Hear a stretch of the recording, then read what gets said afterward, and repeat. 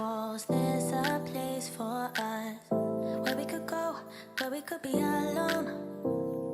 Between city lights, we don't have to hide. I wanna go, do you wanna follow? There's something in the air, I can't explain it, but it's there. Ain't nobody gonna find us in our secret love affair. I don't wanna have to hide no more, it shouldn't be unfair. I wanna go, and I wanna know, do you wanna follow? Baby, do you wanna follow? Come with me, do you wanna follow? Baby, can't you see that? I wanna go, and I wanna know, do you wanna follow? Baby, do you wanna follow?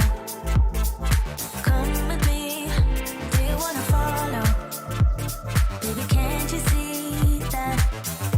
I wanna go, and I wanna know, do you wanna follow? I can't understand why we can't hold hands, but they don't know what we have is real love. Aren't you sick and tired of having to hide? I know a place, do you wanna follow?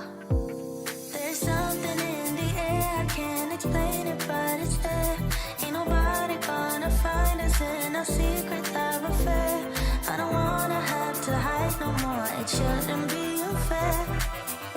I wanna go, and I wanna know, do you wanna follow? Baby, do you wanna follow? Come with me, do you wanna follow? Baby, can't you see that? I wanna go, and I wanna know, do you wanna follow?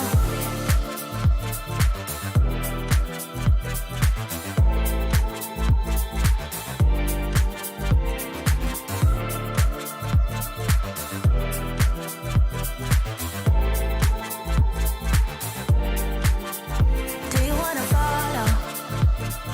Baby, do you wanna follow? Come with me, do you wanna follow? Baby, can't you see that?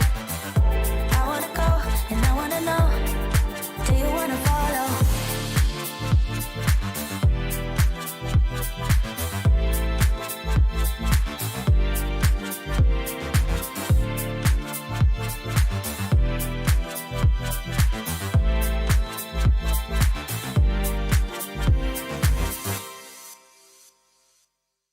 What's up, everybody? Welcome to Livestream. So glad you are here on this Monday evening. At least it's the evening where I am.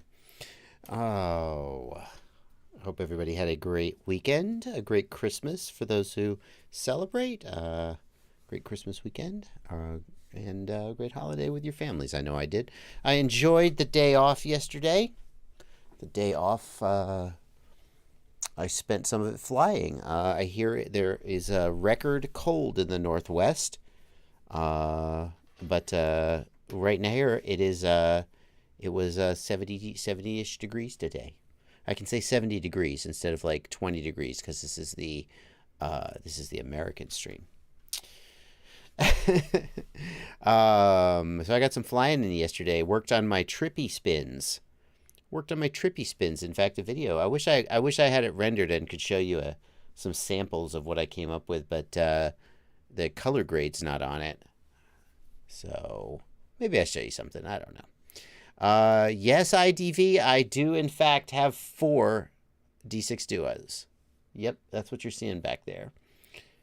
You know what else you're seeing? Who else sees something interesting behind me? Anybody? Anybody? We'll see if anybody notices. Yeah,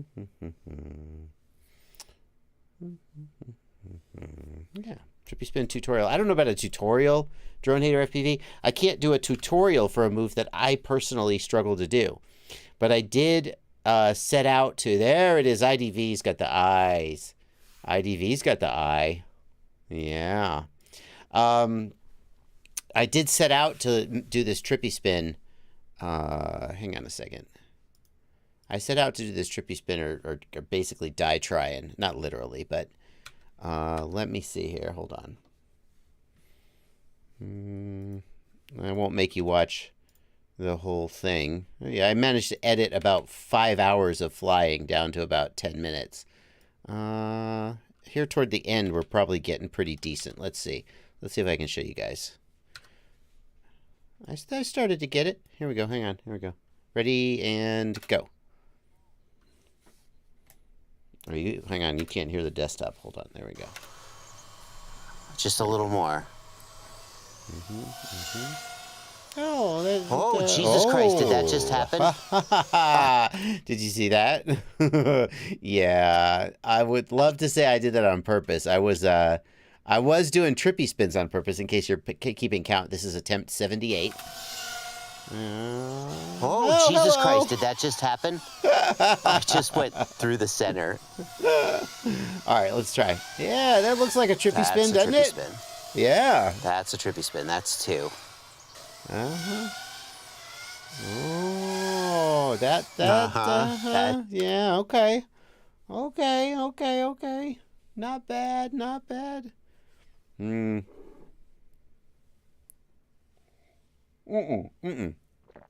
That's a battery charger, Aber. That's a battery charger, not a phone. Come on.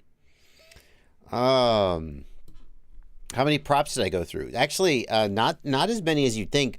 I was using the GEP-RC Smart 3.5. I chose a 3-inch, 3.5 inch because I knew I wasn't going to carry a GoPro. So, they were reasonably durable props. I probably went through 3 sets of props. Sway on FPV, I do have an editor. Fabio Pancera is my editor, but I still do a lot of editing myself. Actually, the reason I edited this one myself, because this was, I kid you not, hang on, I'll tell you the truth. Here's the sync sequence. Hold on. This was, it's not as many hours as I thought. It was 2 hours and 38 minutes of recording. I said 5 hours. It felt like I was outside for 5 hours. Maybe I wasn't. 2 hours and 38 minutes of recording, though. And I didn't want to make Fabio watch 2 hours and 38 minutes of me failing to trippy spin, and then have him decide which ones to keep in and which ones to get rid of. Like how do you sort of structure the story so that people don't have to sit through 2 hours and 38 minutes, but they still sort of get the beats? So I edited that one myself, rather than hand it off to him. Anyway, I do like the Smart 3.5. It was perfect for this. It was perfect for this because it was very durable. And a week to export in Premiere. Excuse me, sir. I have an RTX 3080. It will export very quickly. Well, 2.5 hours would it take a while to export. But yeah, please don't upset. Please don't insult my graphics card. No, the Smart 3.5 was great. I mean, like, I did approximately 100 attempts at the trippy spin, and quite a few of those ended in a crash. So the GEP-RC Smart 3.5, I went through about 3 or 4 sets of props, which that's not the GEP-RC's fault, but I was flying the props until they were pretty beat up. And I broke one motor. I smashed one motor bell. Then the motor wouldn't turn. So all in all, I think that's a pretty good endorsement. It's true. Unfair Frame 653. I do not have Bluetooth on my computer. Yeah, for whatever reason, my computer motherboard doesn't have Wi-Fi or Bluetooth. I mean, I never needed Wi-Fi before I got Express LRS, and now that Express LRS has the ability to connect to my Wi-Fi network, maybe I don't need Wi-Fi anymore. I don't know, but oh, that's my mouse. Hang on, I do need my mouse. So anyway, trippy spins. That video's coming out. That video's coming out in later this week, probably.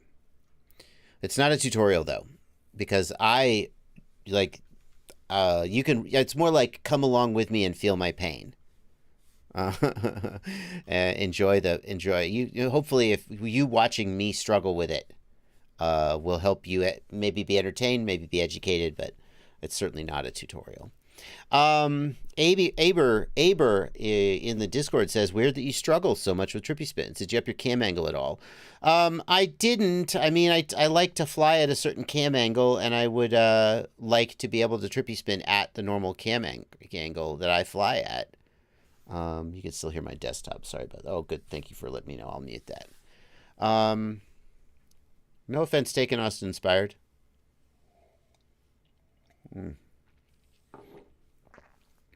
The thing is, it's a desktop computer, and so it's got Ethernet. I can see that having Bluetooth would have been nice. I probably could get like an M2 adapter and put it in there. The motherboard probably has an M2 slot, but yeah. Yeah.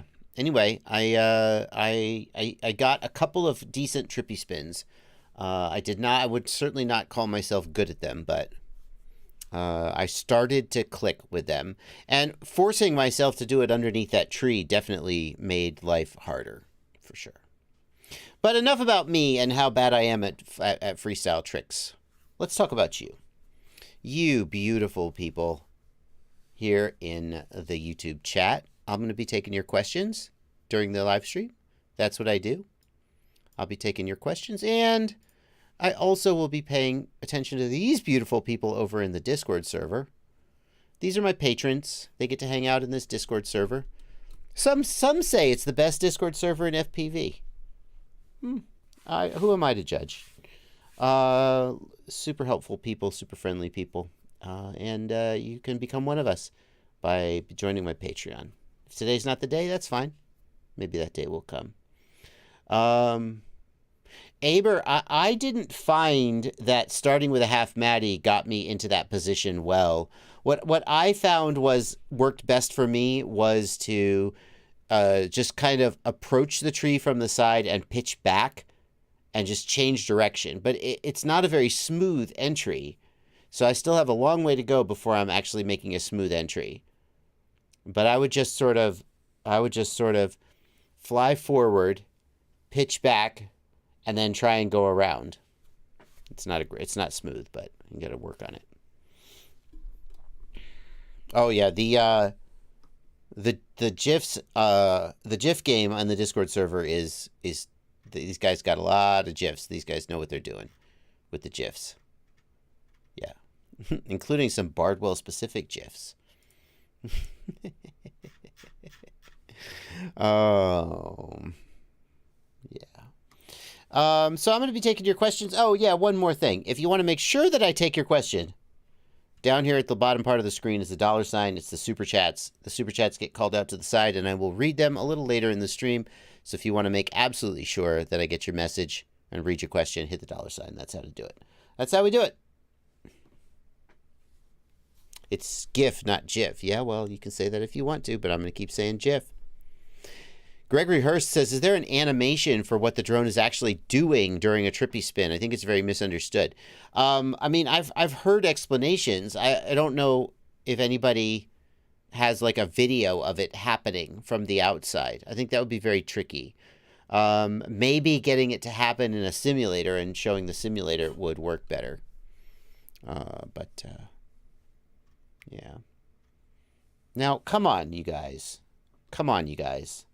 This is too much. Hang on. No, whoops. What am I doing? This is... Wait, did they stop animating? Why'd they stop animating? Maybe it's because it wasn't in the foreground. Oh my goodness gracious. Oh my goodness gracious.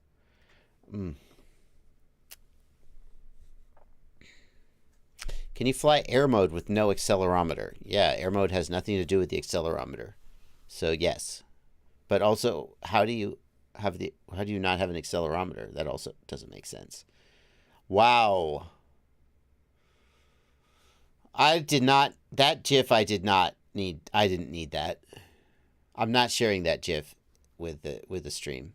You'll have to join the Discord if you want to see the GIF that scandalized me that much.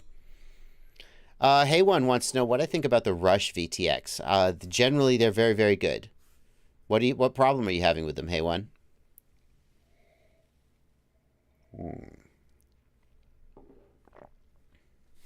Yahir Kasaya says, I have a fried voltage regulator on my flight controller, L328. Can I replace it with another one?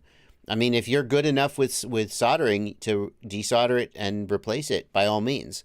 There are people out there who do that. Leaveview FPV is the one that comes to my mind the most. He's very good at repair, but it's just a question of if you're good enough and if that's the only thing that broke. So just because there could be other things that broke, in which case replacing that component wouldn't fix it for you. Sway on FPV, I don't think we're going to do a room tour here on the Discord. If you have specific questions, I guess I can talk to you about whatever you like. Awesome Gamer can't get 20 feet without my new toothpick fail-safing. Check the antenna and it looks fine. Awesome Gamer, what control protocol are you using? Do you need the inverter mod on the QX7S for Express LRS, or is there a workaround? DJ9870. DJ9870 Express LRS has the same problem with QX7 as all other high-speed protocols that requires the inverter mod. However, it has the same solution as well, which is you can either do the inverter mod, which I understand if you don't want to solder on your board, that's silly. There is a software-based solution in EdgeTX, which is what I would recommend most people do if you have a QX7. EdgeTX has something called 1-bit mode. It is in the hardware screen, and you turn it on. It's just an option you turn on, and once you enable that, you should not need the inverter mod anymore. So, is Express LRS going to come up with over-the-air updates, asks L. Leston. L. Leston, that is something that I have heard that some devs are working on. I don't know if there's a time frame for it or if it'll ever actually come through. Static Motion says, what's the truth about the Ultra Flight Controller? You can tell us it's awesome. I know you rely on Betaflight to pay the bills, but seriously, Ultra is awesome. So many people have a completely flawed understanding of how I pay the bills. I guess I get it.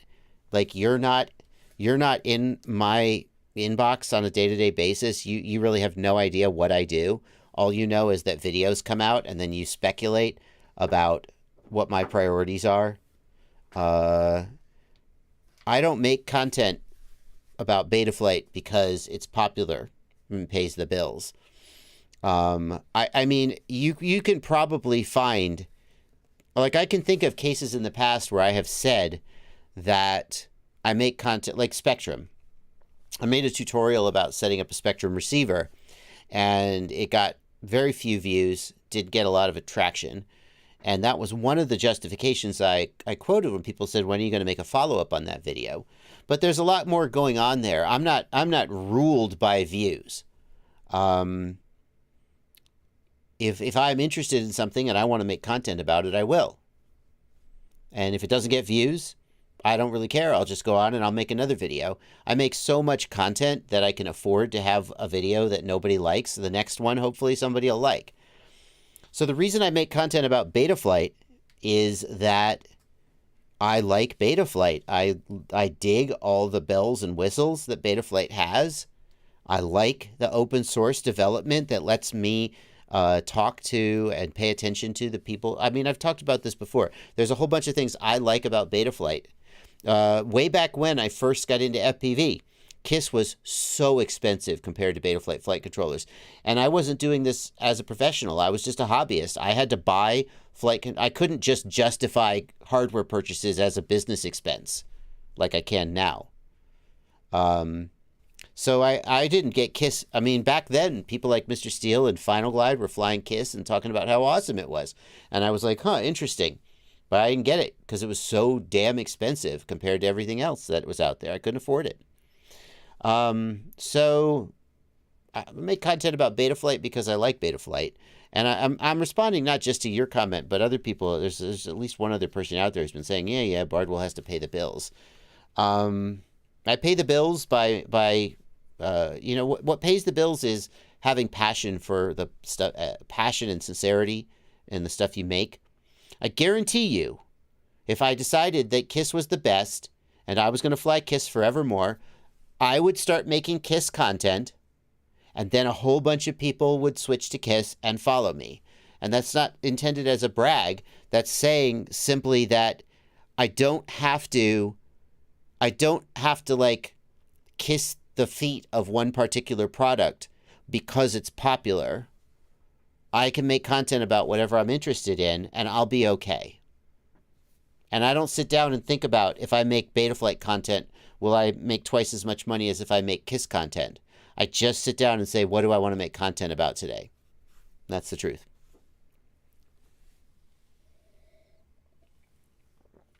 But the flip side of that is that some people feel I have a responsibility.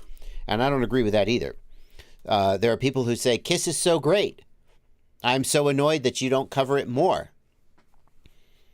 And you're like one of the leading YouTube channels about FPV.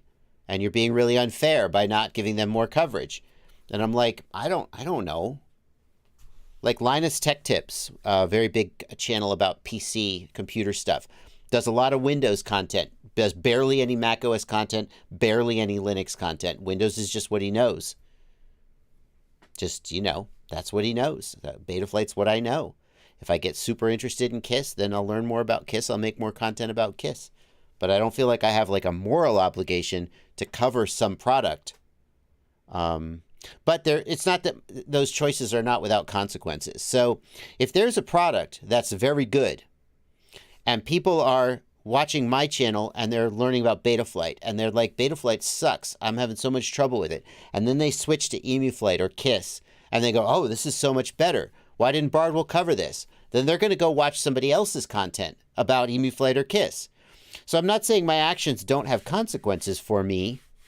I'm just saying that there's no like moral obligation there to cover something just because I'm popular.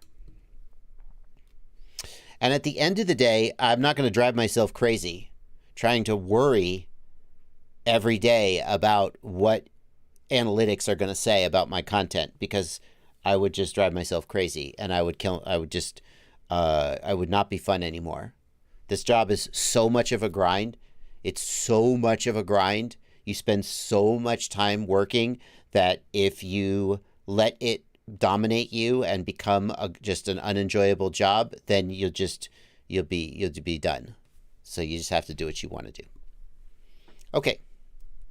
Got that off my chest. A little. Oh, anyway. Let's read some super chats. How about that? Oh, hang on. The Awesome Gamer says the toothpick is Free Sky, and I'm pretty sure it's SPI. Awesome Gamer, many Free Sky toothpicks don't have great range, but you said you were getting like 20 feet. And that's really unusual. If it's just that one quad, then obviously it's a problem with the receiver or antenna on that quad. If you have a Radio Master, you may need to do frequency fine-tune and search Radio Master frequency fine-tune. And that may help with your range. That's pretty low range, though.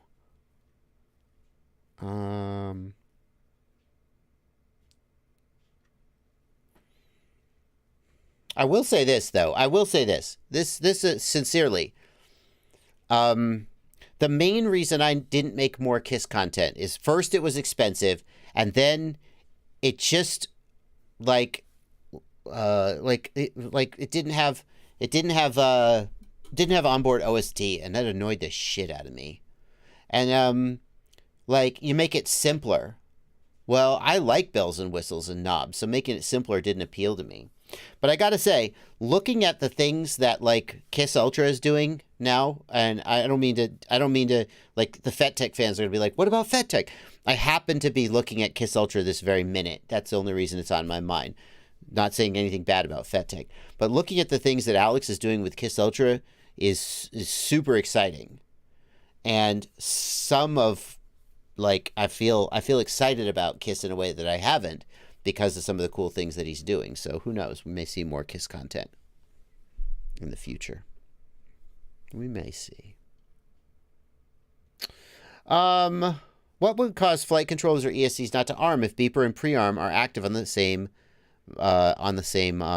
motor? So BKD70, if you have beeper and prearm on the same switch, then beeper has to be off for, I think it's 2 seconds before prearm will work. Because beeper means that the flight controller is sending D-shot commands to the ESC, causing them to beep. And D-shot commands cannot ever be confused for motor commands.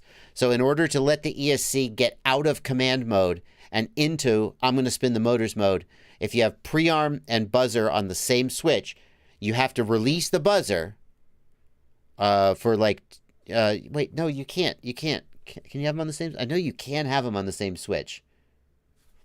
You can, because I did it once, but there's like a 2-second timeout where the beeping has to stop. I think they're on the same switch. I'm not sure about that. Did I have Jello in my FPV camera on the Signalog 3.5? Asks Carbon Cage FPV. I wouldn't say I had a lot of Jello, Carbon Cage. When the props got tore up, I had Jello, but yeah. Alrighty.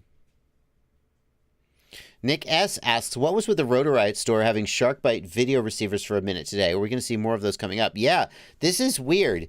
The rotorite store had a batch of sharkbite VRX modules at the $99 price point. They were still honoring that $99 price point. And then they sold out in like 5 minutes. I have no idea what that means. I have no idea.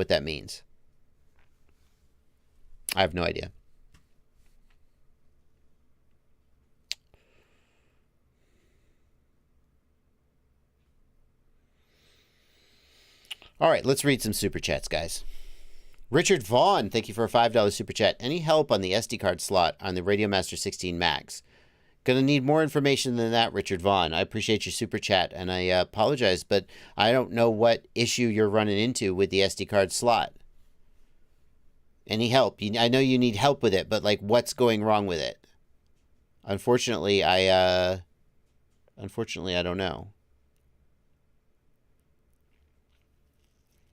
Yeah, that's right. In the JB budget build, I put prearm and buzzer on the same switch, and I know that you hold it and it prearms.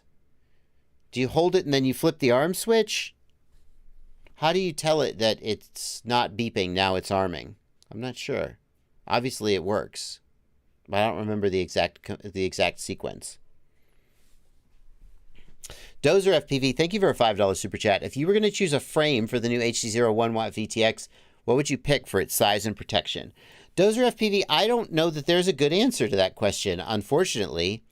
It hangs over the mounting hole. So it's a 30mm mounting hole, first of all. So you're not going to... I guess I would look for a frame with 30mm mounting in the back. Phantom FPV Apex doesn't have 30mm mounting in the back. Does it? Does it? I should check. I thought it was 20mm mounting.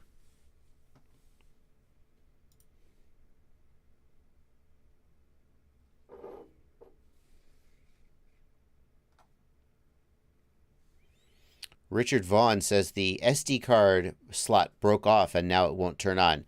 There's no fix for that, Richard. You have to get that repaired. Either send it in for repair or get a new mainboard and replace the mainboard. Yeah, so I'm pretty sure the Apex has 20mm mount in the back. So the big question is, what frame has 30mm mount in the back? Does the AOS 5 have it? Phantom FPV says there's a bunch of space back there, so you could maybe just stick it on, even if there's not mounting. I thought I remembered that the AOS has... Can I just see your damn quad? No. The AOS has 20mm in the front and back. Is it 30mm in the middle? You could just do a 20x20 to 30x30 adapter, sure. Sure. You could just do an adapter. The Apex is very roomy in the rear. And I would say that anything that'll hold an air unit in the rear could hold that 40mm VTX, but it's still going to hang over the edges. So it'll have room front to back, but it'll definitely hang over the edges. John Goblin says the AOS 5.5 has 3 30x30 spots. Is that true? I thought it did, but can I just... I'm looking here at the... Are these... So there's your 20 millimeter here. Here's a 30. And there's another 20. Where's the 30x30 spots? You could always just use tape and a zip tie, for sure.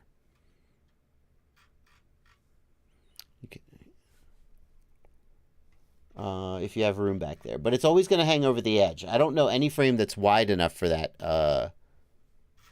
You're telling me that... John Goblin's telling me that the AOS 5.5 is 30 millimeter in the front and rear. It sure doesn't look like 30. But I believe you if you tell me that's true.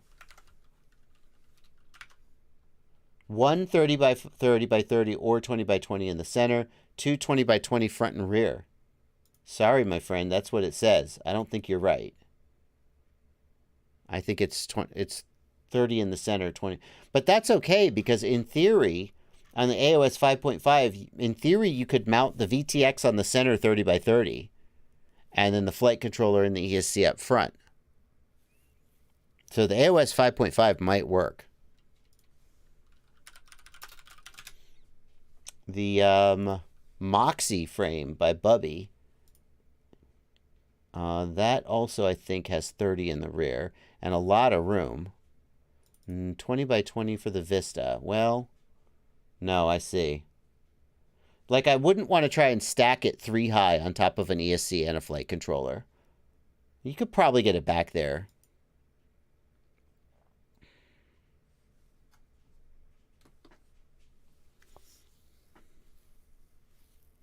But it's going to overhang no matter what you do.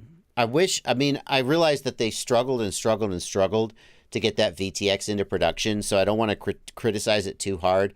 I wish there was a way they could get that down to a more manageable size where it doesn't overhang the frame the way that a 40x40 will. So...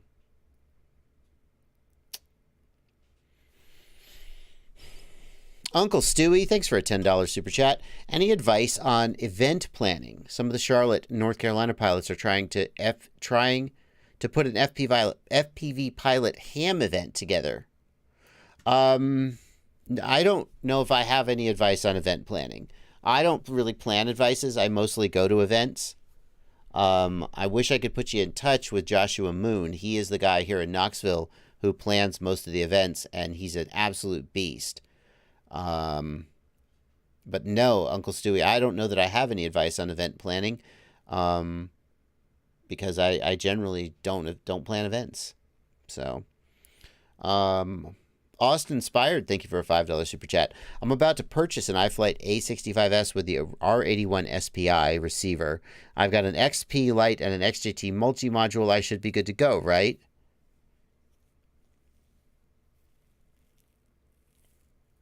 I think so. That's going to be a D8 receiver or maybe a D16. Oh, it's an SPI receiver. It could be either.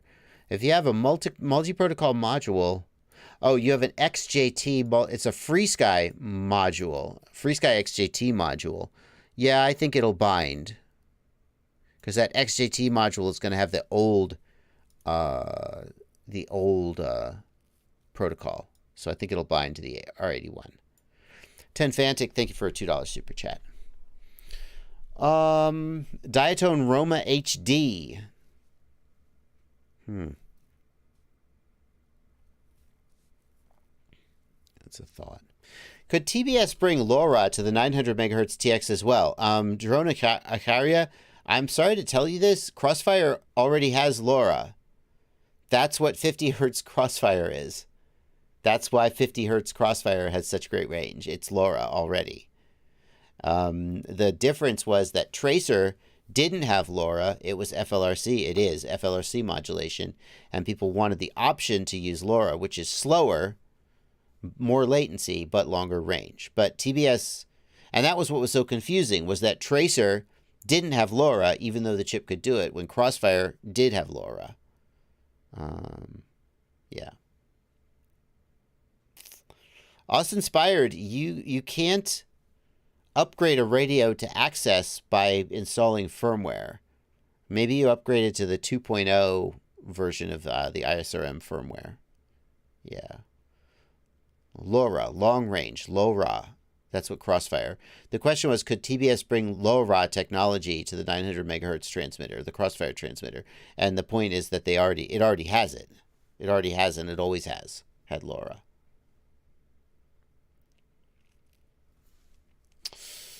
I got a super chat here from, oh my goodness, we got more super chats. Wow. Thank you so much for your generosity, folks. 10 Fantic says, let's see that Kiss Ultra build soon. Yeah. Hypnos FPV, thank you for $2. TechWorks, thank you for $10. No drone yet, just using Sims. My TX16S started having no output from yaw and roll pitcher wrong too. All good according to the radio. Calibrated a new cable. Thanks for help. Thanks for the help. If your TX16S is not outputting on yaw or the roll and pitcher messed up, the first thing I would do is go into the radio and calibrate the sticks. And if, while you are calibrating the sticks, you're moving the stick and the graphic doesn't show any movement, you have a gimbal problem. So you can open the radio up and try and figure out whether a gimbal wire is broken, or you could just try and get the radio repaired by contacting Radio Master.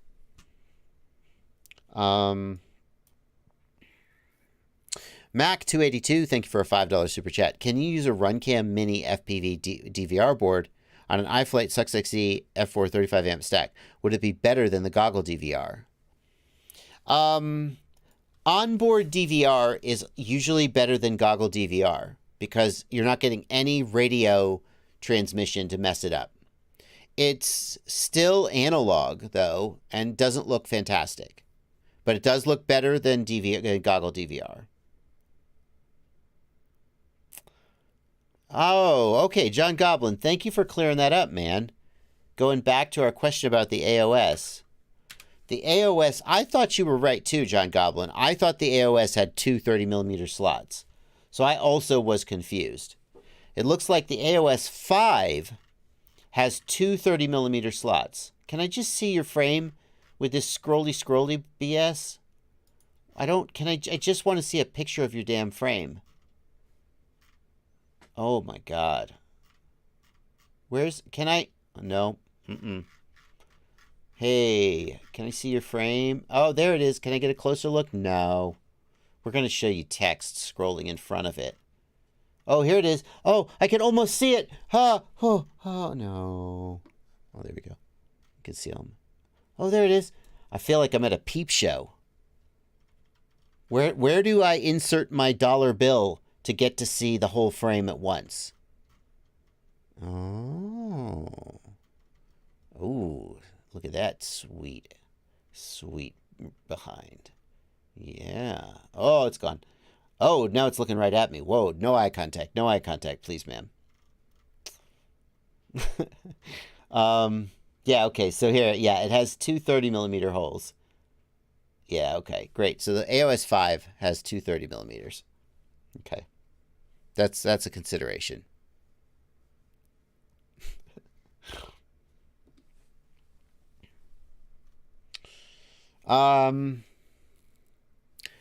Desert, thank you for €5. Waterproofing drones. It's the one educational video you haven't put your spin on. Thanks for what you do for the FPV community. Yeah, Desert, that's a case where it probably see, this is the thing. People say, yo, Bardwell, he doesn't cover KISS because, that's not where the money is. He's got to pay the bills, I understand.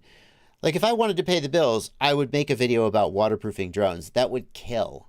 It would kill. I would get subs. I would get views. I would get affiliate revenue, whatever. I should make that video. I don't care. I don't care about waterproofing drones. Do you know what? When it's raining, I don't fly.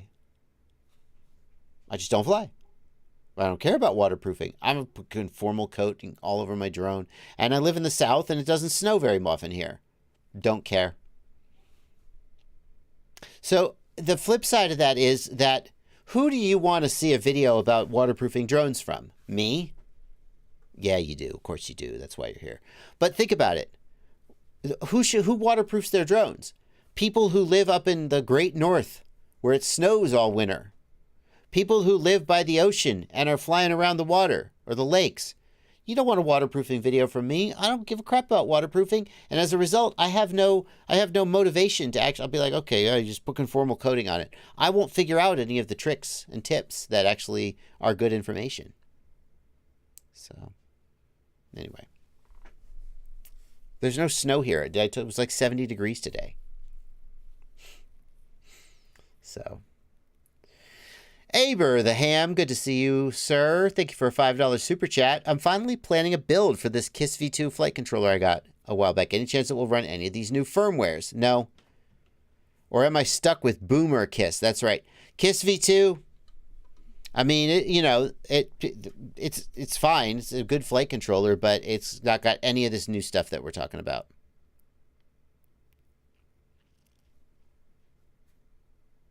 Yeah. So.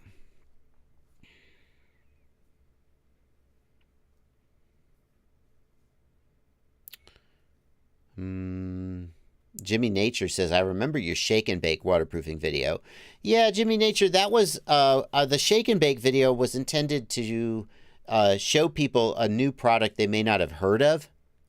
But I didn't, like, do a test. I didn't, like, yeah. So it was like, here's this product, here's how to use it. Not, here's a video about waterproofing, here's how to do it. Anyway. All right, we're caught up. Caught up on super chats. Gregory Hurst says, I get assigned a lot of things at work that I don't care about, but that are part of the job. Yeah, that's a fair point, Gregory. But I'm a sole proprietor, you know?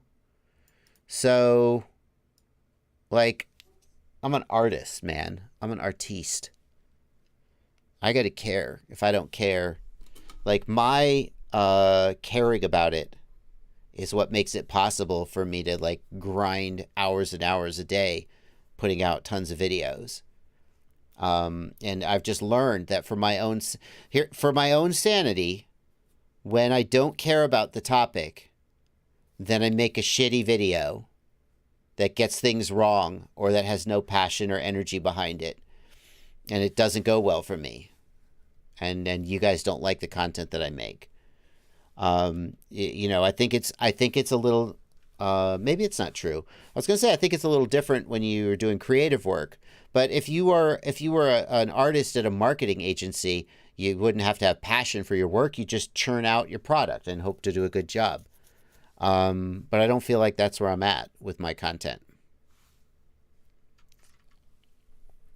So the thing is, there's tons of content that I do care about that I would rather make. And it's 50-50. Like, I'm making content for you guys, but I'm also making it for myself because I like making it. So it's 50-50.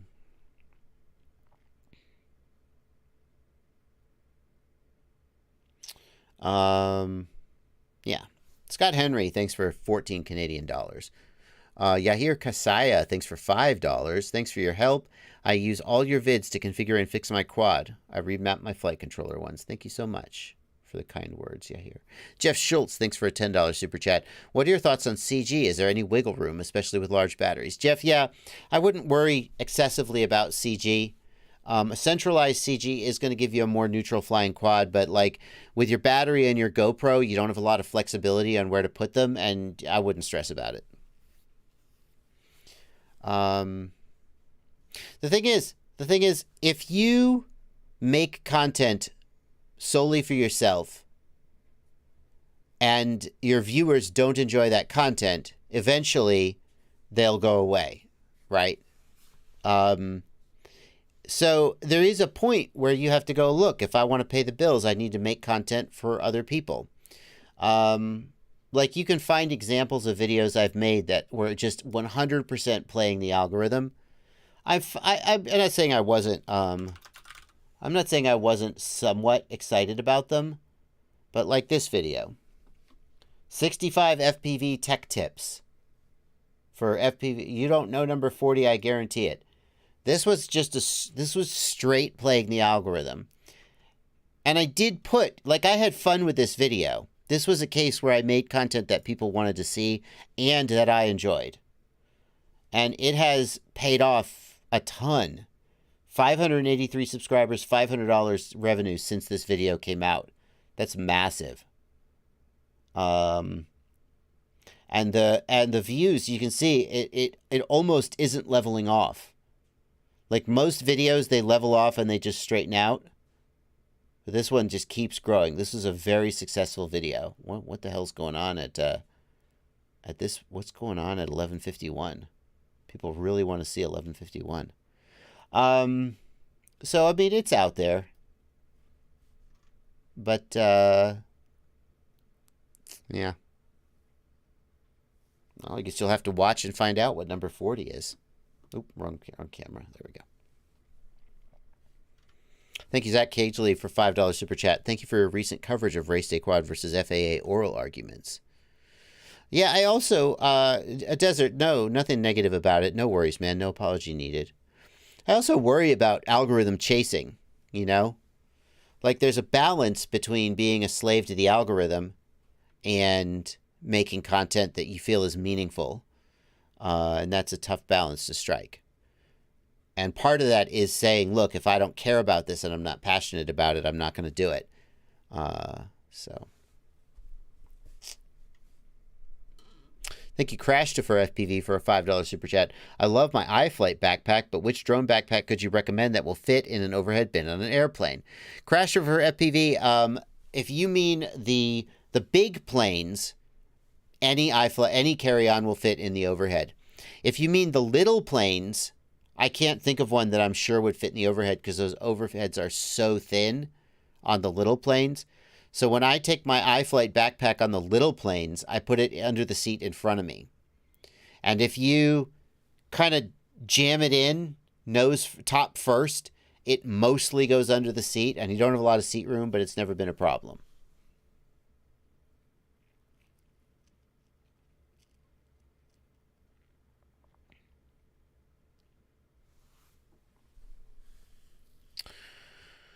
A lot of people are asking about the Pyrodrone situation.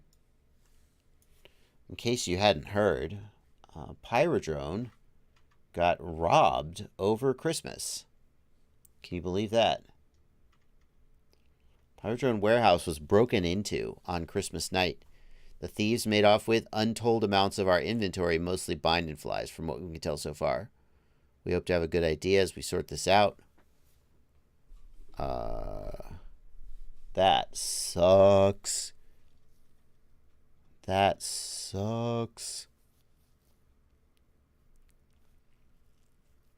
That sucks for them. Where was the other...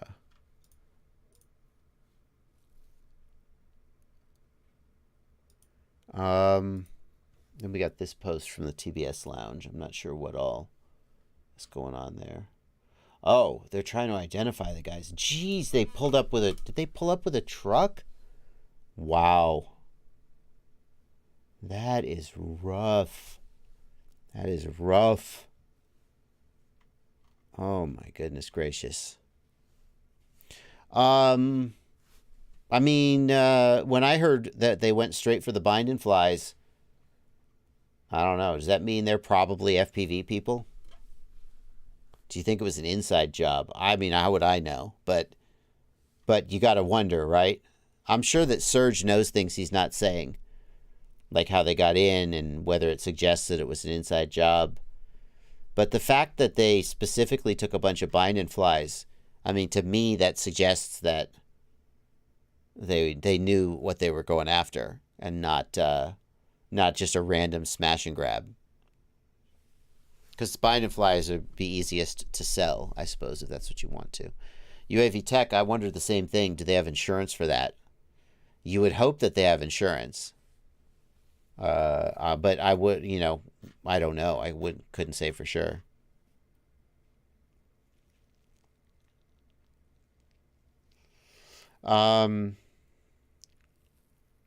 Anyway, sucks. Hopefully they had insurance and will get paid for this and not take too hard of a hit.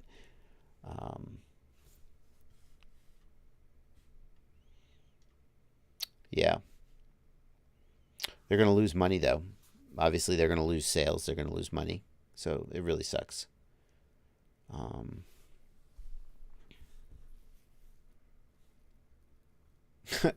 Jackalope FPV says, what a great way to get rid of excess inventory and collect the insurance proceeds. It's funny. It's funny that I've heard stories. There was a big fire in a garment factory in... Oh, wow. It was one of like the defining incidents in the United States fire codes. It was a garment factory fire. Maybe it was in Chicago. Maybe it was in New York. I'm not actually sure where it was. But one of the things that they said, there's a lot of questions about how the fire started. And it turns out that it was fairly common back in those days to at the end of a season, when you've got all these fashionable clothes that didn't sell, and there won't be, the Triangle Shirtwaist Factory. That was it. Thank you very much, Discord and chat. So apparently at that time, it was not uncommon for clothing manufacturers at the end of a season, when the clothing was not fashionable anymore because it was going to be a new season, and so the clothing wouldn't sell, they would pile all the clothing up and they would light it on fire, and then they would file an insurance claim for the fire, and they would get paid for the clothing. And I don't think it's believed that that's how the fire started. But that was part of the podcast I listened to about the Triangle Shirtwaist Factory. And it seems that insurance fraud has been going on for a long time. I certainly am not accusing Pyro of doing that. I'm just responding to a joking comment that might have happened. And if it did happen, it would have a long history in retail of taking advantage of that. But why would they? This is all stuff that was definitely going to sell, right? Bind and flies, iFlight bind and flies, that stuff was all going to sell. There's no reason to fake that. So I don't think they pulled insurance fraud. One of the chats joked that they might have done it, and then it's reminded me of that Triangle Shirtwaist Factory story. Everything Micro suggests that they just did no, it doesn't make any sense, Everything Micro. Everything Micro says, well, if you were going to rob a store, you would go to their website, find the most expensive stock, and steal that. I'm gonna cut you loose. I'm going to cut you loose inside the Get FPV warehouse or the Race Day Quads warehouse. And I'm going to tell you to go find me the bind and flies. Good luck. Oh, and also, you have to be in and out as fast as possible because, you're on camera and the cops are going to come. I think that if you're going to case a joint like that, then you would need to know the layout of the warehouse. Or you would just run in and grab things and cross your fingers. But I don't, if you knew that a given product was the most expensive product, your chances of finding it in the warehouse in a reasonable amount of time are pretty slim, I would say. I've been in some warehouses. They're pretty big and confusing. I mean, you spend a half hour walking around and then you'll know where everything is, but yeah. I mean, even if you thought that Serge was the kind of person who would commit insurance fraud, which I don't, there's no reason to do that here. All of that product was going to sell. He's only losing money through this. So anyway, sucks.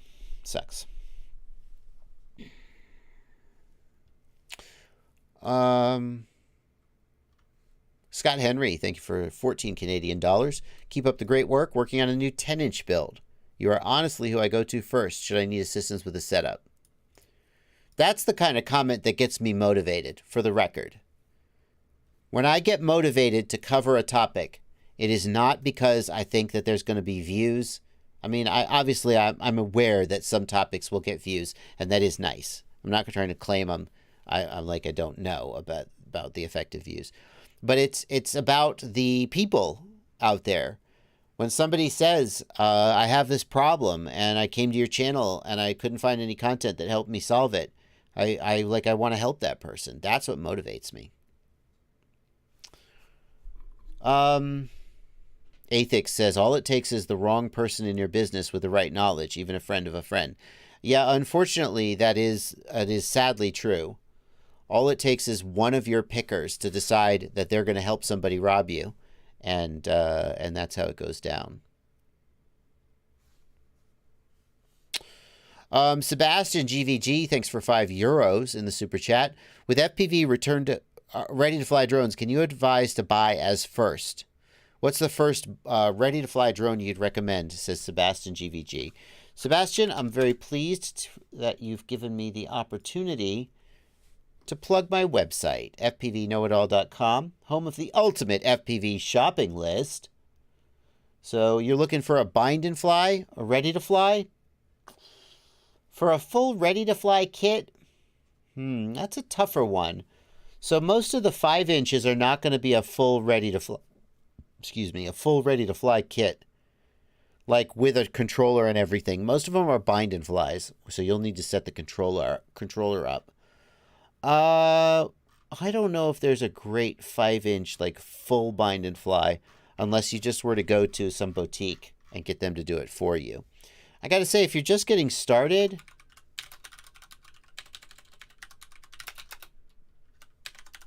the Emax Tiny Hawk 3 Ready to Fly is a good choice at an okay price. Brandon Beauvais? I know I said it right the last time. I'm not sure if I've said it right this time. Beauvais. It is www.fpvknowitall.com is the website. fpvknowitall.com. Oh, I didn't say the URL. Duh.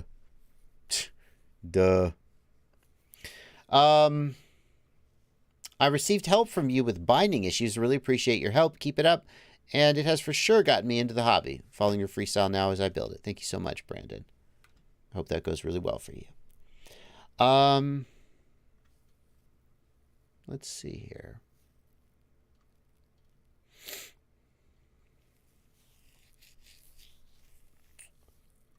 Let's see here.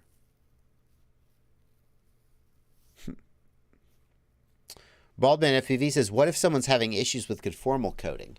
Well, Baldman, I'm happy to help you with conformal coding if you have questions. That's different than saying I'm going to make a video about it, though. Can you fit a VTX on a 533 Switchback Pro? Asks Cassius Barker.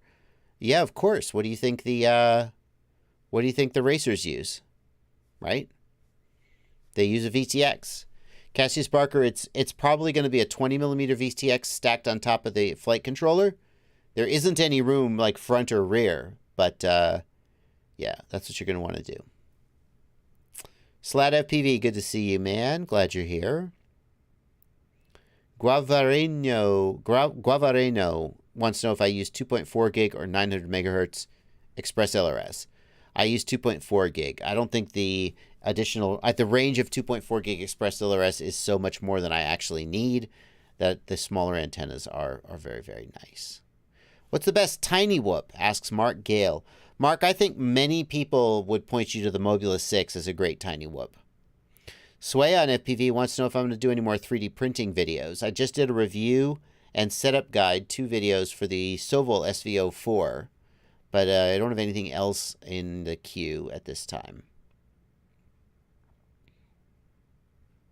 Last packs for the year. Oh, I mean, I was going to say, what do you mean? Why would I stop flying? And then I realized the year was ending. That's what SLAP means by last packs of the year. What kind of issues could you have with conformal coding? Asks Uper FPV. Go buy a blacklight, use it to cure the conformal coding is the only tip I would give. See, I didn't know that. I knew about using a blacklight to see where the conformal coding was. The other thing with... Excuse me. I should take a nap. The other thing with conformal coding is if it gets in the wrong places, it makes stuff not work. Yeah. Calabrese 221 says, can I change my momentary switch on my Tyrannus to a 3 position? Sort of. So I made a video a while back. Hold on.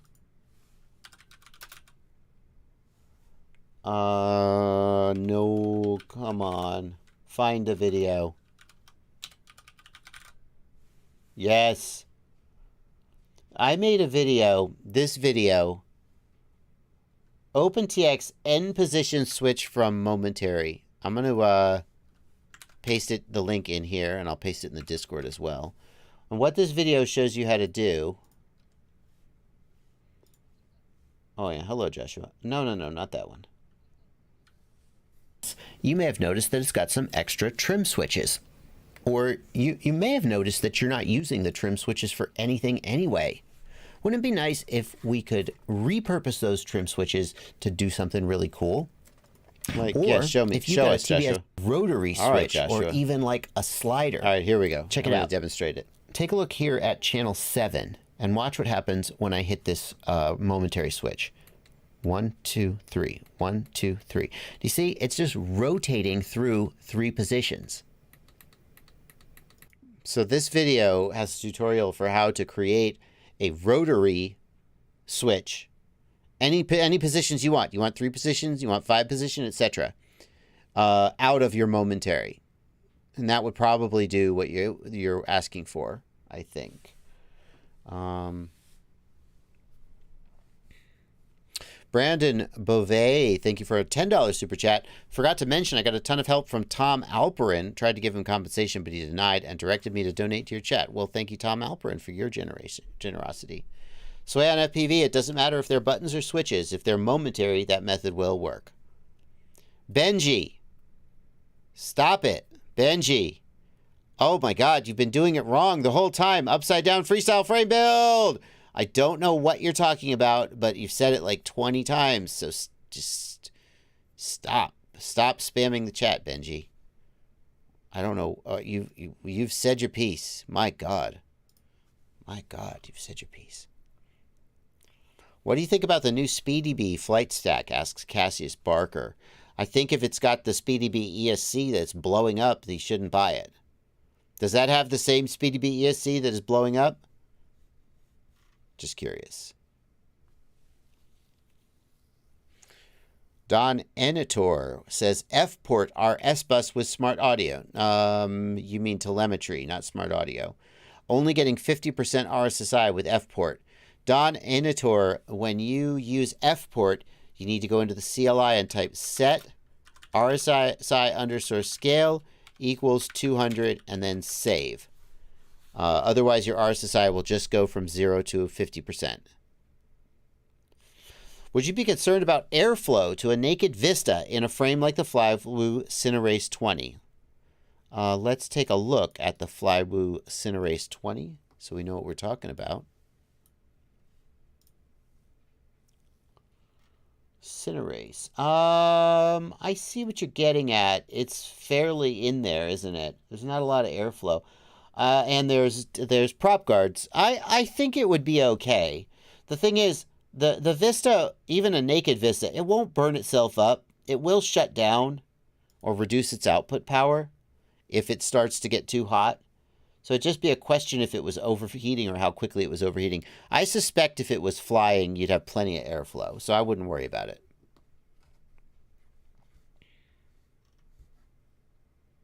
When are more KISS Ultras releasing? Asks Bobby Bags. Word on the KISS Ultra Discord is January. Alex is saying there's a big batch coming in January. Did I ever review the SpeedyBee configurator? I did. When was the latest one? Nope. There's even a newer one, though. There's a brand new one. Yeah, this one. This video is the review of the latest SpeedyBee app and configurator. And I'll go ahead and put that in the... chat as well.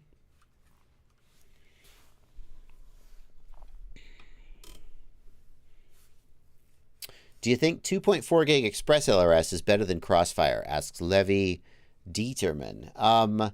I think for most sort of typical pilots, 2.4 gig Express LRS is what I would recommend over Crossfire.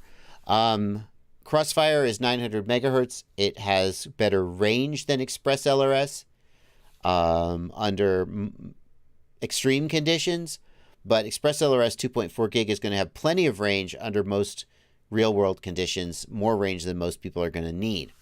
The 2.4 gig antennas are smaller, and Express LRS is going to be less expensive, and there is a wide variety of hardware. It is a pain in the ass when Crossfire receivers are out of stock and you can't get them, which doesn't happen. I mean, I'm not suggesting that is a common occurrence, but there have been these droughts of Crossfire receivers, and people are like, how do I need receivers? So it is nice that there's different manufacturers making hardware. You have a variety of options with Express LRS. It's one of the reasons that I've been so excited about Betaflight over the years. Going back to the topic earlier, which is, why didn't I get more into KISS?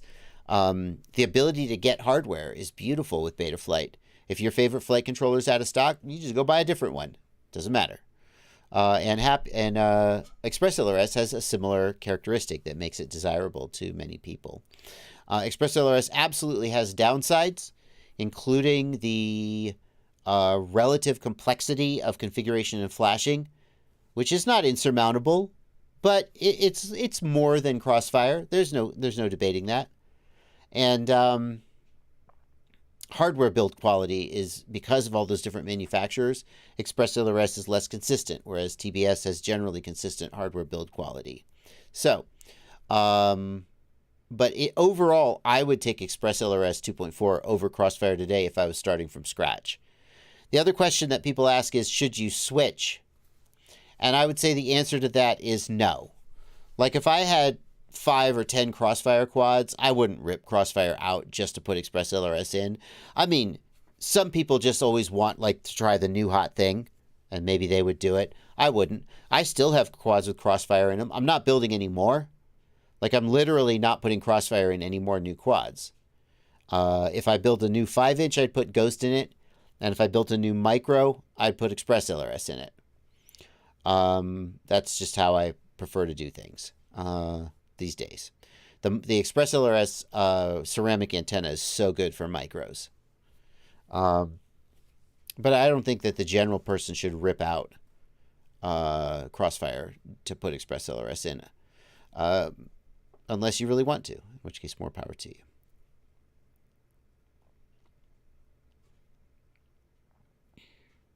Bob Griffith asks, do you think Crossfire will come out with a better mousetrap? No, I think that TBS is putting their focus on Tracer. And I don't think Crossfire is dead, but I think their focus is on 2.4 gigahertz and Tracer. That's my read. I could be wrong, but that's my read on it today. Thank you, Jason Hind, for a $10 super chat. Thank you, Moonman Media, for $5 super chat. I run old red bottom Emax motors from years back. Wow, old school. I get good steady video when chasing drift cars. Would upgrading to modern motors be worth it? Moonman, if you're happy with what you got, I don't think you should. Here's the thing. If you have a quad that does what you want, don't change it. Build a new one. If you want to experiment with modern 2306 or even motors like the 25 millimeter motor from FPV Cycle, they're bigger, they're torquier, they're going to perform way different, and many people will like how they feel better. But if you have a quad that flies good and it does what you want, do not change a single thing about it. Build a new one. Build a new 5-inch quad with new motors and a new flight controller and see if you like it. But don't ruin the perfect quad that you already have if you can afford it, just to try something that you may or may not like.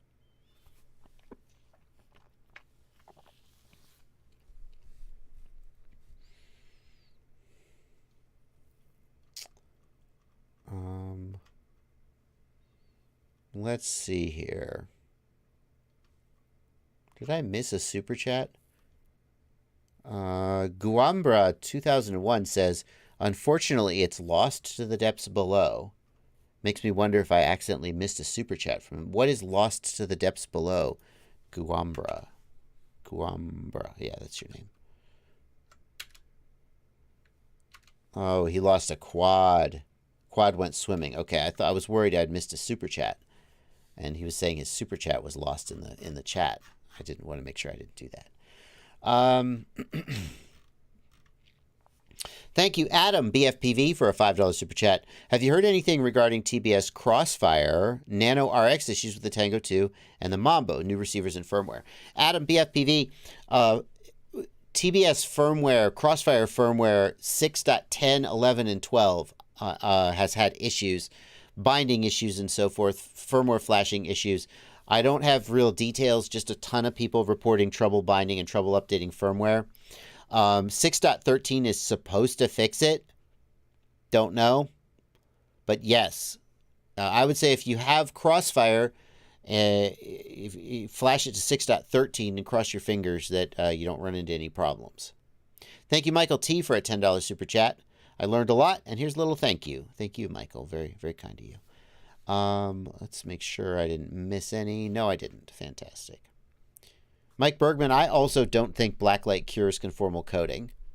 I think blacklight shows you where the conformal coating is and isn't. It doesn't need curing, I don't think. It just dries on its own. But what do I know? Austin Inspired, thank you for a $5 super chat. Week-old Nazgul death-rolled mid-flight and now flips in altering directions on takeoff. Have checked props and motors and ramp. I'm stumped. Man, if it's a week-old quad and you were flying it and it death-rolled, I think you got a dead ESC. Now, are you not telling me that you crashed it yet the day before? Have you crashed the shit out of it? Did you break it? If it literally is a week old and you've got like 5 flights on it and no crashes and it's death rolling, I think that I would try to get a warranty replacement from them. But you got to decide yourself how honest you're going to be about that and whether there's parts of the story you're not telling us.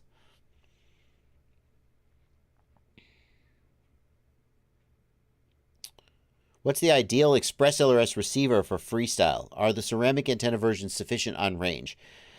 Synthetic, I think the ceramic antenna is sufficient on range for most people, especially if your transmitter can go up to 500 milliwatts or 1 watt. That's going to make a difference. The round number I've heard is that the ceramic antenna is about 6 dB worse than a standard antenna. And so going from 250 milliwatts to 1 watt is 6 dB of gain and should make up that difference. I run 250 hertz at 250 milliwatts on almost all of my Express LRS builds and don't run out of range and have no problems with LQ. It works for me. And that's with the micro receivers. But most of the time I'm not pushing range. So perhaps if I was pushing range, I would notice some problems. Personally, I run Ghost for my freestyle builds because I want the full aux channels and full telemetry, and the simplicity of the firmware updates is very desirable to me. Like, I don't know. I think it's easier to just like, boop, update firmware as opposed to having to run back in the house and pull out my computer. I don't know, on the micros, like I have conflicting motivations because I want to be using Express LRS because it's cool and like it's exciting and I want a piece of it in my life. And if you don't like live it, if you don't live something like this, your knowledge of it and your experience of it isn't as good. So what I've decided is that for micro quads, the value of the ceramic antenna outweighs the hassle of having to manage the firmware and not being able to update the firmware over the air. And that's my excuse for using Express LRS. But on the 5-inch quads, I usually go Ghost. That's my take. UAV Tech says Ghost is the best all around on numbers. As well in terms of latency and consistency. Interesting. BKD70 wants help getting the Xylo Stax smart audio working correctly, the VTX working correctly. He can't change power through the OSD interface. BKD70, almost 100% chance that's because your VTX table has incorrect power values. You should email me and I'll help you out. When you go... have we got the VTX table? Hang on. We might. I might be able to show you what you need. So here's the product page for the Xylo Stax VTX. I think that The VTX table is here. Yeah, download the Betaflight VTX table. So here on the product page is the VTX table. And we need to right-click Save As. And here's the VTX table. So I'll save that to my desktop. And then I'm going to pull out a flight controller, just a random flight controller. Don't worry about it. And we'll start up Betaflight Configurator. And what we're going to do is connect. And we'll go to the Video Transmitter tab. Oh, hang on. We got to go to the Ports tab first and actually enable Smart Audio.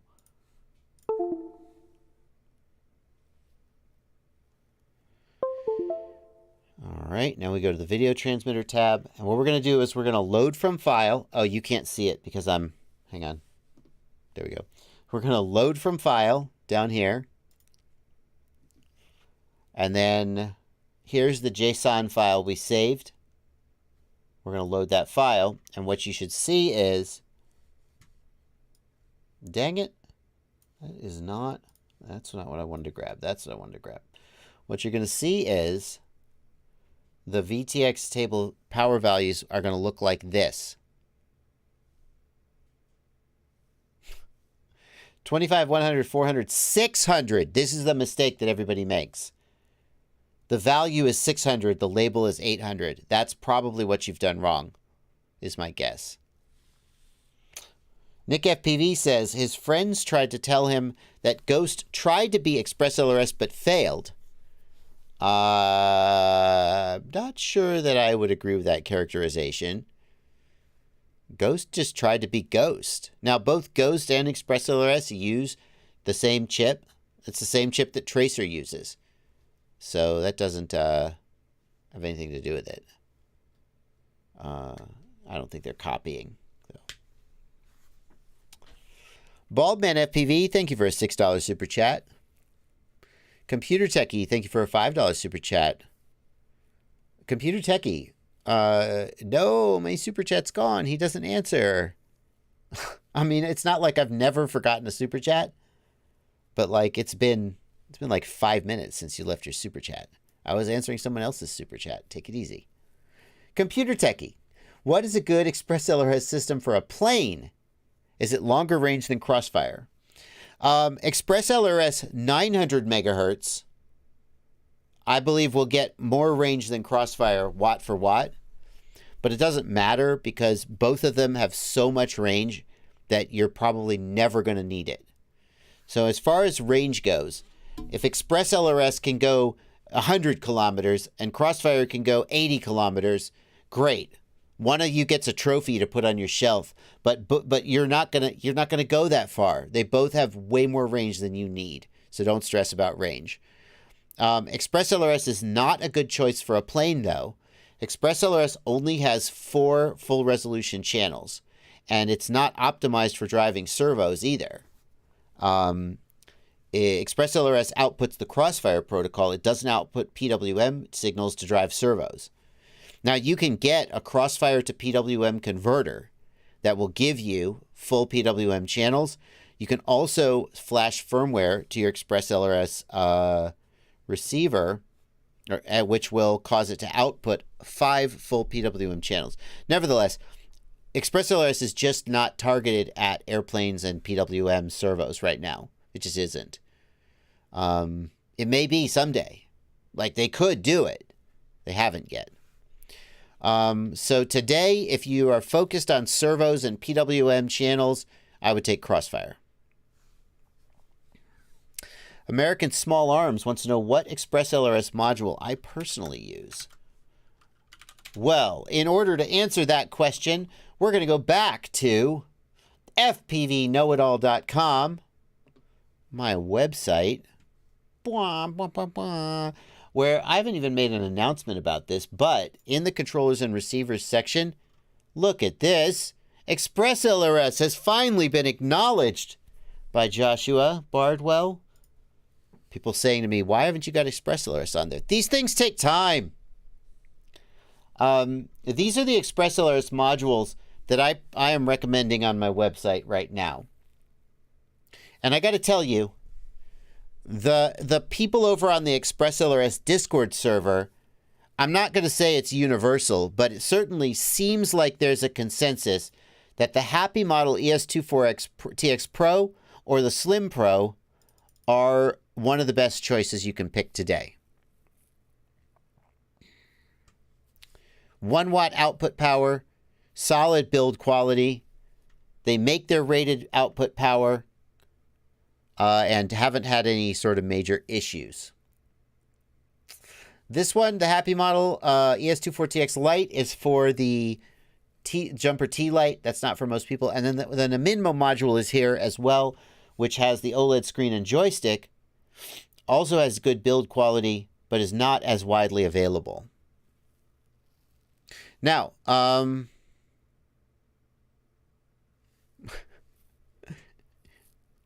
Uper FPV says, see? Saying you don't believe conformal coating is cured with UV light is one reason why you shouldn't do a video on conformal coating. That's why I haven't done one. I said, I don't know a lot about it. I'm not going to make a tutorial about it. And then I said, yeah, I don't think it works that way. And you're like, well, you're wrong. And I'm like, I said I was wrong. I said I don't know about this topic. Yeah, you're right. Why don't you Google it? Maybe I would if I cared.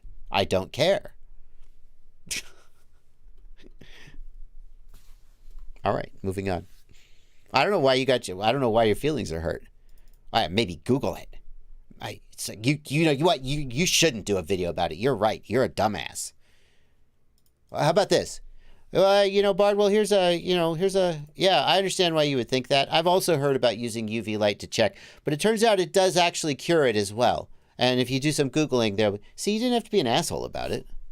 And anyway, you get your feelings hurt. I also said I didn't know anything about that topic. And I wasn't going to make a tutorial. If I make a tutorial, and in the tutorial I say something wrong, and I hold myself out as an authority, then you still don't have to be an asshole about correcting me. But you might have a leg to stand on. Anyway, so some people are going to say, going back to the question about the module. Yes, Frank Nicholas, the new Happy Model 2.4 gig Pro ELRS module does 1 watt. That's the one that I'm linking to here. Now, some people are going to say, where's the Axis Flying Thor module? Yeah. I'm probably going to add it. Maybe. I might add it once it's fully supported. Right now, you can't flash it through the ExpressLRS configurator without jumping through some hoops, and it's a little annoying. And I'm not even sure that I suggest that you buy it at a $127 price. Like, I just don't even know who should buy the Thor module at that price. I'm not convinced that I would put it on my website because of its extremely high price. Anyway. These aren't the only good ones, but I try to pare it down, and these are the ones I recommend. And I got to say, when I talk to the people over on the ExpressLRS Discord, the Happy Model Pro module seems like as close to a consensus as possible. Mark Spatz is impressed with my virtual green screen. It's not an OBS plugin. It came with my new 3080 card. It is NVIDIA Broadcast. And it is NVIDIA's virtual, background removal.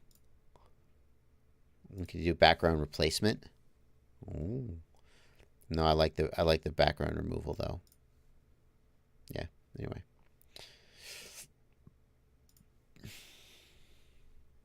How did Evan react to his green screen background experience? He had a sense of humor about it, of course.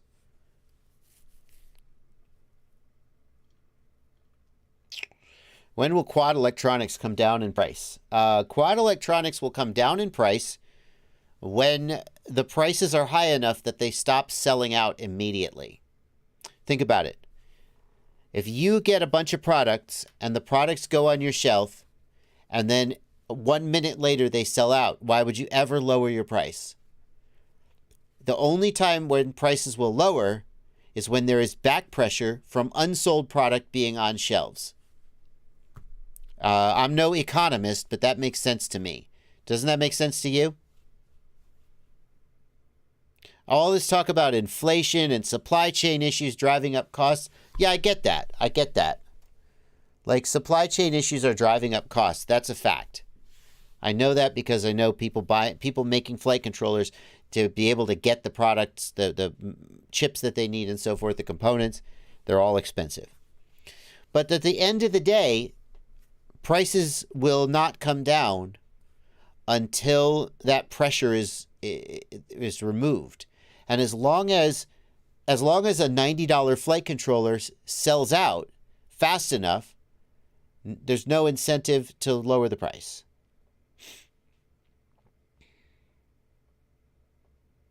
Brian Lewis, the Baby Ape review is still coming. I'm just waiting for the new camera to come in the mail. The new camera has not come in the mail. Oh, interesting. Oh, wow. See, I am learning something today. It's not Sam says.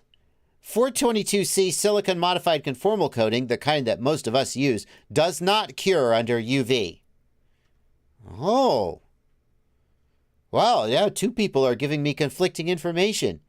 I wonder what I'm going to probably believe it's not Sam because he is supporting me, and that's how the truth works. You get two people to give conflicting information, and then you choose the one that agrees with that makes you look better. And then that's how you find out what the truth is.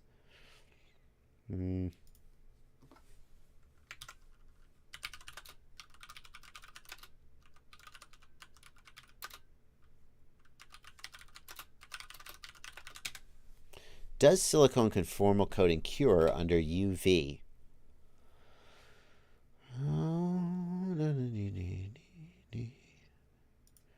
Oh, let's see here. Now, this is NovaGuard Solutions, silicone conformal coating product. NovaGuard. Oh, come on. NovaGuard is a special conformal coating designed for UV curing,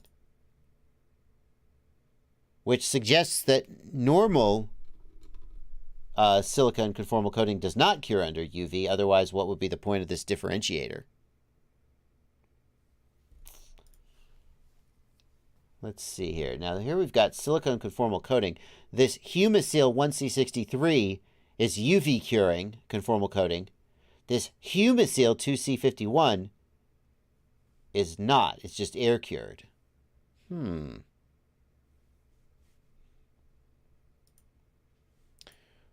So, there you go. It looks like we're both right. Looks like we're both right. But it looks like when I said I don't think that UV cures conformal, I was basing that on my personal experience using it, you know? And in my experience, when you shine a UV light on conformal, it doesn't cure faster because it's based on solvent. It's based on evaporating solvents to polymerize or whatever. And UV light doesn't make the solvents evaporate faster. That's my experience.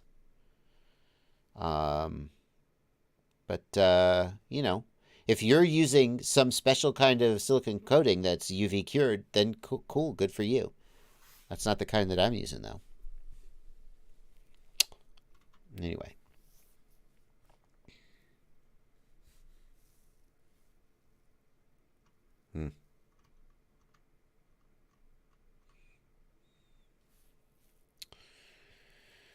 Can you use NVIDIA Broadcast with any laptop? Asked Carbon Cage. No, only the RTX series, unfortunately.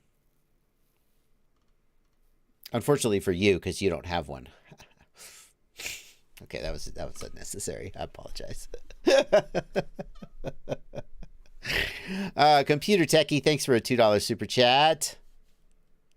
What about the Happy Model ES24TX with the Maytech R24P? Yes, that would work. And the Maytech R24P,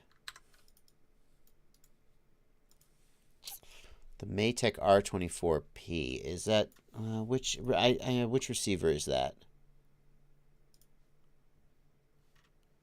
Which is that the PWM receiver? Yeah.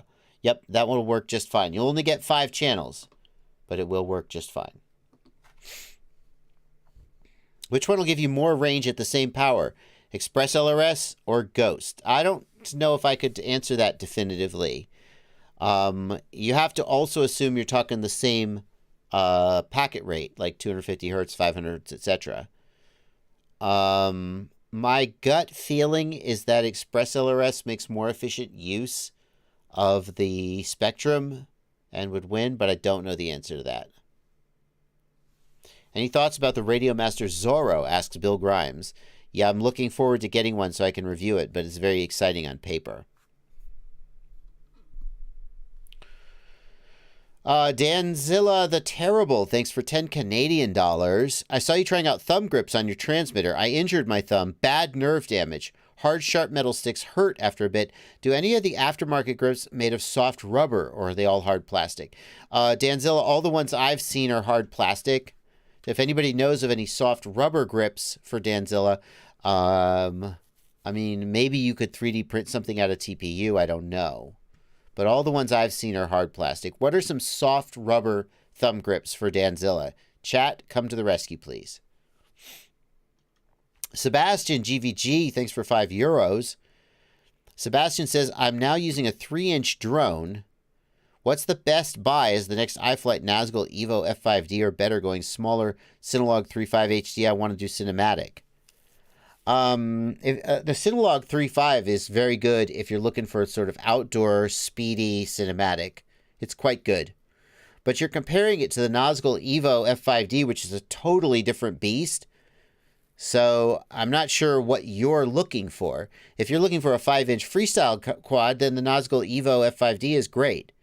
But a Cinelog 3.5 for cinematic is going to be great for that kind of smooth cinematic flying.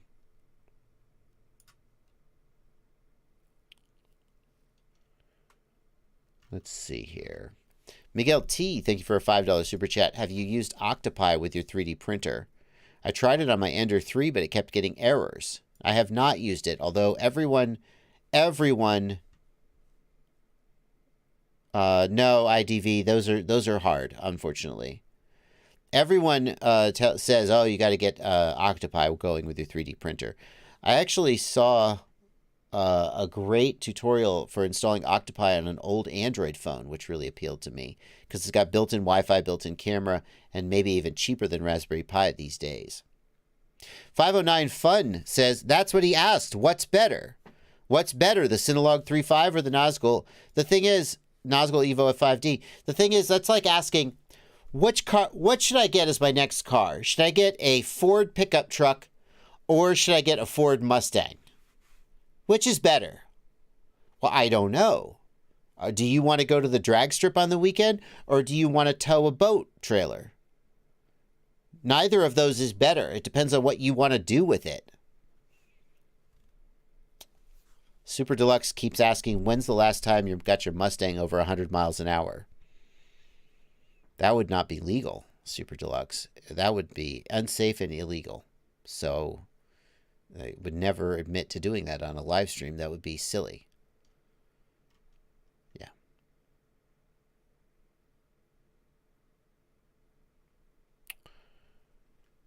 Thomas Nagel. Thomas Nagel, I'm not sure. I would love to. Can you link me to that, Thomas Nagel? And Thomas Nagel says, I tested the Clearview module from 2021 against Fusion and it ripped Fusion. Are you sure about that? So first of all, Clearview. The last time I tested Clearview was July 2019. July 2019. I tested the Clearview module from 2019 against Rapid Fire, and in my opinion, it did not definitively win. So here's Clearview on the left. This is from 2019, by the way. Clearview on the left, Rapid Fire on the right. I thought they were pretty close, to be fair. Obviously, you can see for yourself. I thought they were pretty close. But at that time, Clearview was like $400 and Rapid Fire was like $150. And I thought that that was not a trade-off worth making. Like through there, I thought Clearview was slightly better. Regardless. I have not tested Clearview since then. So if you think I tested Clearview in 2021, I think you're thinking of somebody else's channel.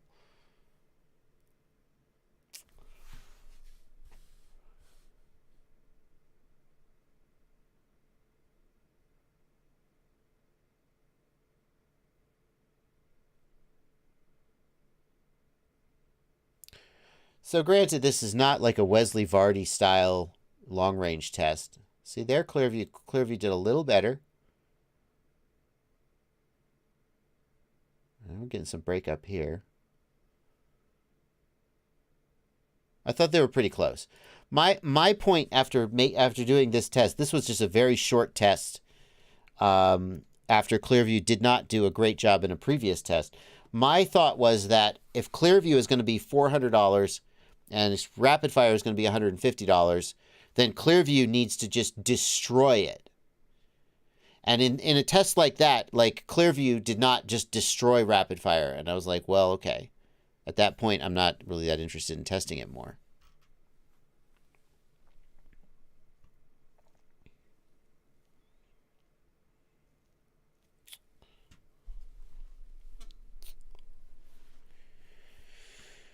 Is there any way to set up telemetry on Red Pine? No, Miguel T. Red Pine does not support telemetry at all.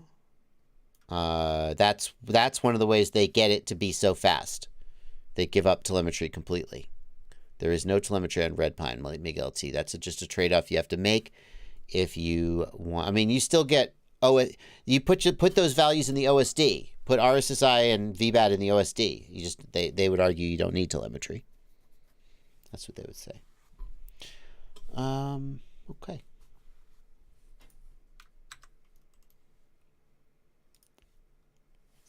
Let's see what Iftron, what's Clearview up to now? Iftron Clearview. Clearview Pro 5.8. Clearview 5.8 gigahertz Pro receiver.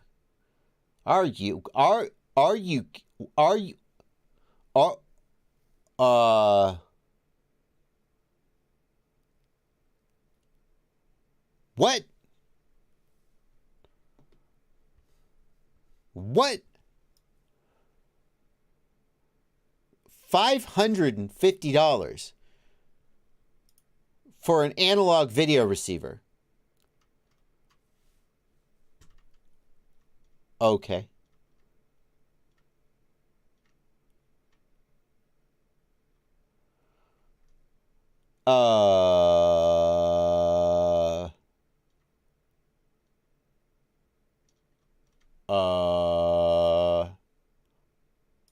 Okay. Let's look at the manual. Let's see if we can make this make sense.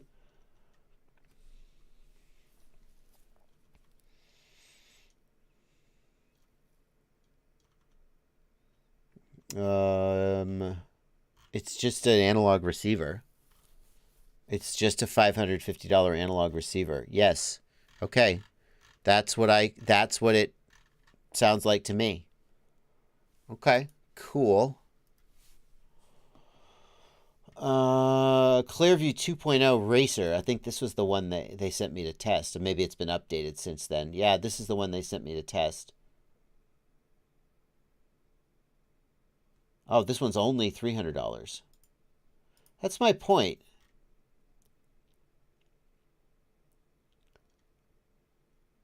That's my point.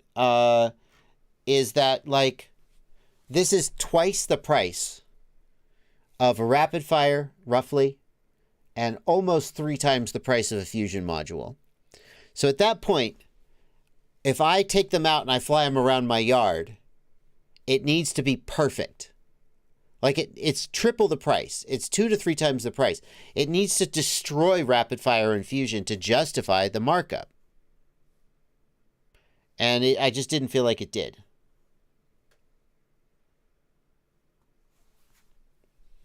Wesley Vardy, I mean, Wesley Vardy says, I thought Clearview was more suited to racing DVR setups and long-range ground stations, not so much for general use. I mean, I don't know. I mean, there's lots of ways to try to justify why it wasn't as good as people think it ought to have been. You know, oh, no, it's not for that. I don't know. Doesn't say anything about that here. It just says it's awesome. 7 dB of additional sensitivity. That would be mind-blowing.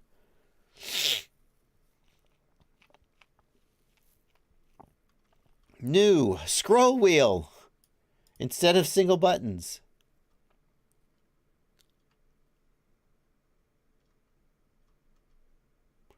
Anyway, that's interesting. My review isn't on here. How about that? Yeah. Here was the actual test. Let's see what I can find. Oh, there's no, there's no timestamps, unfortunately. Here we go. Why are they not picking up the timestamps? Oh, because it doesn't start with 0. I can fix that right now.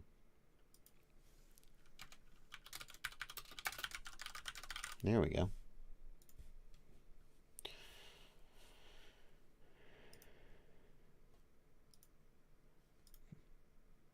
Come on, give me timestamps. Yes. Introduction, rapid fire versus Clearview Racer. Perfect. It's exactly the one I wanted. Rapid fire versus Clearview Racer. Here we go.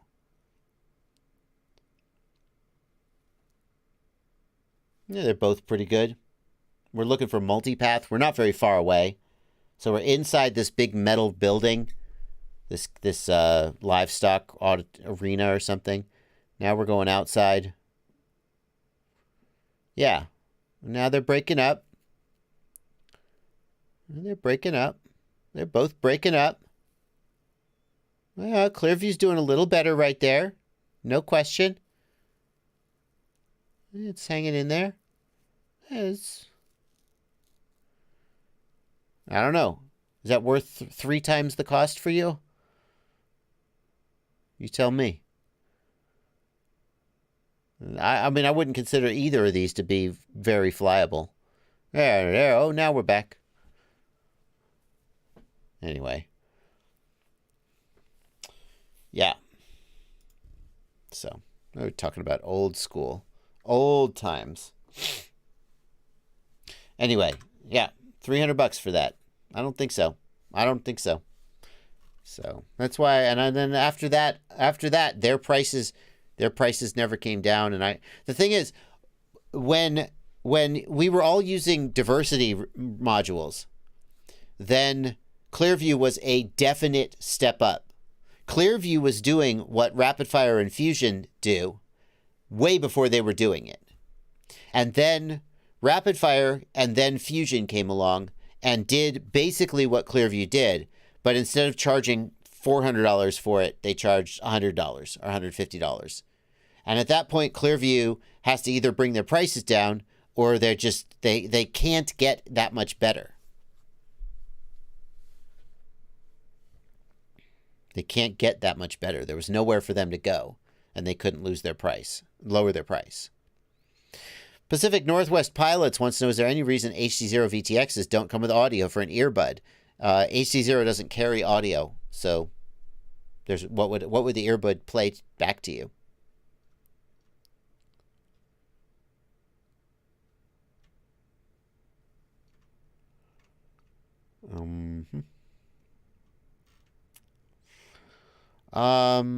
Let's see here.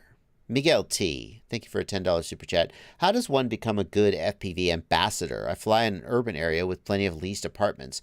I try to be respectful, avoid people in cars, but I feel at some point someone's going to complain or worse. Miguel, I don't know about that, man. I'm lucky that I don't live in an urban area where I have to deal with those problems on a daily basis. Obviously, you want to find ways to avoid pissing people off.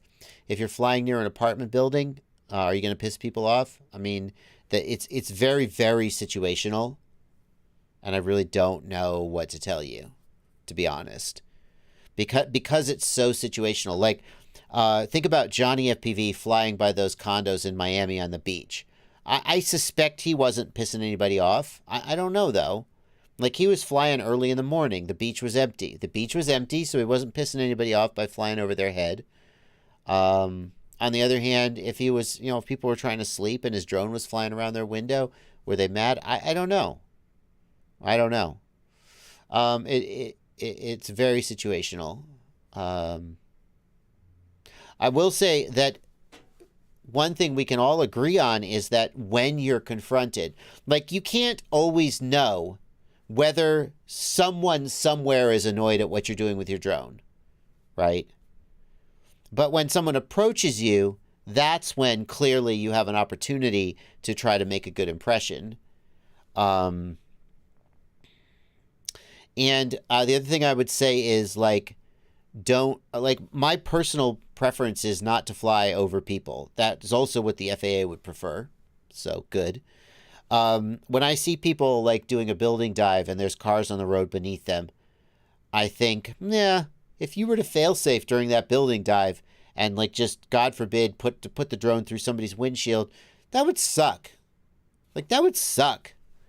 It would suck for you. It would suck for that person. It would be a bad thing. And I think, do you really need to be diving the building right now? Or maybe, I don't know. And when I see people diving a building and there's people walking on the sidewalk below them, I'm especially, like, I don't like that. I don't like that.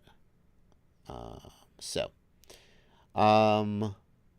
I would say definitely don't put people or property in danger. And I'm not talking about, like, if you dive a building, could you tap a window? Like, I don't think windows are that fragile.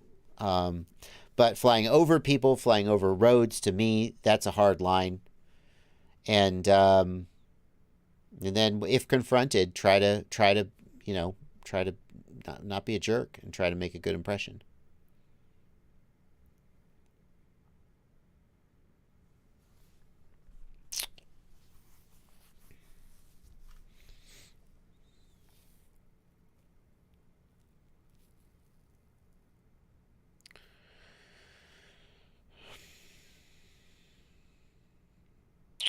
Yeah.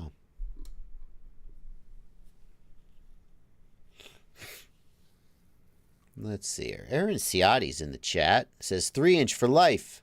Definitely. Ciotti is going to be streaming at 10 o'clock in just 15 minutes when I go off the air. Ciotti can start putting his link to his live stream up if he wants. People, property, and preserves. Avoid these, says Karthik. Karthik, I feel strongly about not flying in a way that makes people uncomfortable or fear for their safety. Property, I take a little bit more of a cavalier attitude towards. Like, I've flown office parks and crashed in the office park and bounced off a window. I've never broken a window, but, there's been a chance that I would damage something. And if I did, I'd do the right thing, But injury to people, it's a lot harder to say, if I, smash into somebody's head and they get stitches in their skull, I'll do the right thing. I'll take care of it. That's a little different than, like, if you break a window. So I feel pretty strongly about not making people feel unsafe or threatened or putting them at risk.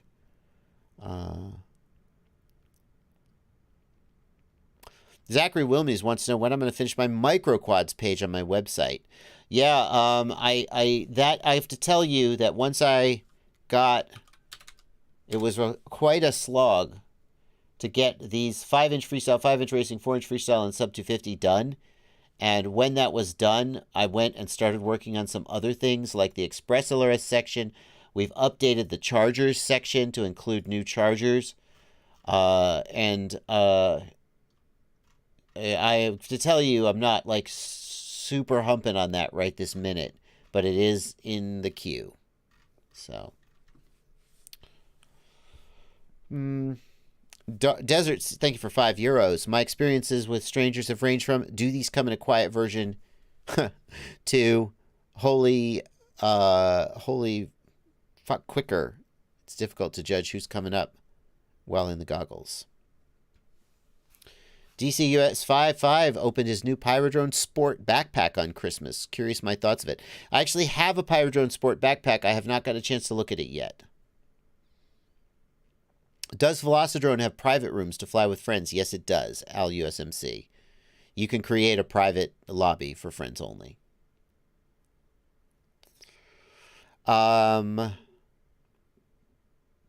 Will you be switching to Express LRS, says Slade McMichael.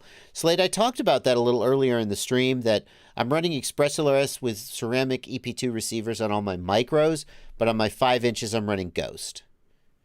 I find the ease of use of Ghost and flexibility to be desirable. There's no news about the flow state film, guys. It is still the process moves slower than maybe you would hope. The current state is that the film festival season has ended, and we are in the process of trying to get the screener in front of buyers. We put out a communications blast to various buyers from various companies and are trying to see if one of them wants to buy it. But there's no news at this time. I said earlier in a previous live stream that until festival season ended, we were not really legitimately trying to sell it actively. Like, obviously, if someone had come up with a suitcase full of money, we would have said thank you very much. But we wanted to get the awards during the festival season, which then when you put it out to be bought, it says something that it won awards and it helps it sell. Now that the festival season is over and we are actively trying to buy it, I feel like the clock is ticking in a way that it wasn't when we were still in festival season. That doesn't amount to any concrete timeline, but that's the update.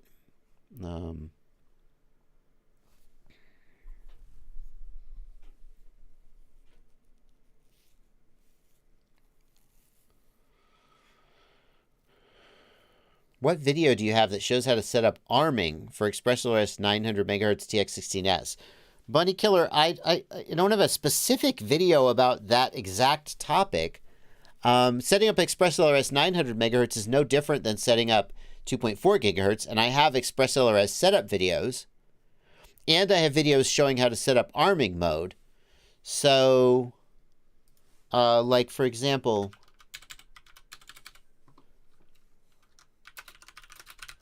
like this is the video I usually refer people to when telling them how to set up aux modes.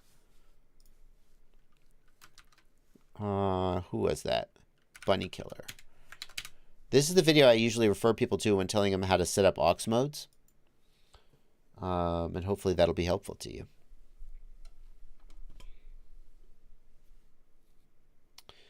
The process for setting up the aux mode and the arming mode is the same no matter what receiver you're using.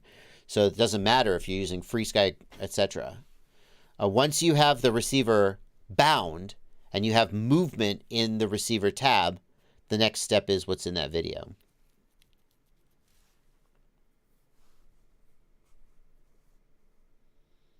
Let's see here. Just 8 minutes left in the stream. Aaron Ciotti is going to be streaming at 10 p.m. and he's going to be posting the link. Kenneth Davis, very good point. If you're using ExpressLRS 2.0, if you're using ExpressLRS, arming has to be on channel 5 aux 1. And if you're using ExpressLRS 2.0, armed must be high and disarmed must be low. This is mandatory.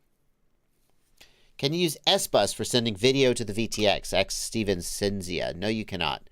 You cannot remap the video pad at all.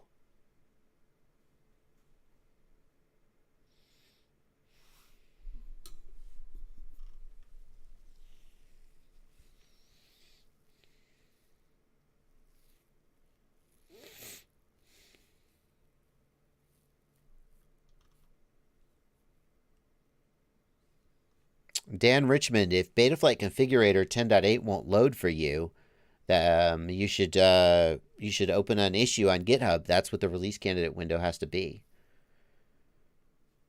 Wesley Vardy says armed had to be high on 1.x as well. Are you sure about that, Wesley?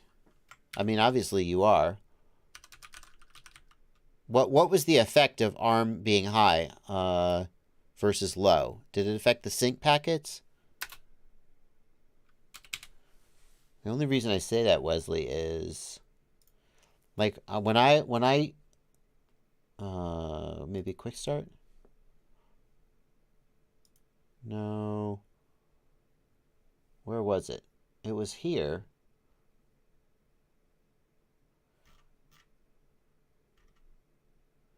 Oh my goodness. I can't remember. I was looking at this page though. Yeah.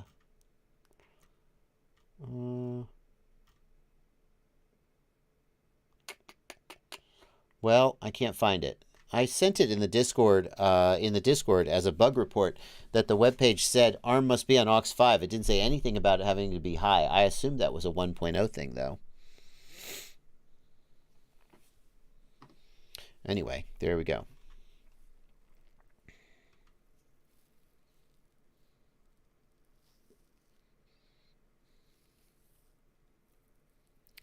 I can't find it, Wes. I can't find it. I thought that there was... It wasn't in the wiki. It was here on the webpage. And it said arming has to be on aux 1. But it didn't say anything about it having to be high. And I was confused and asked about it on the Discord. Anyway, it doesn't really matter.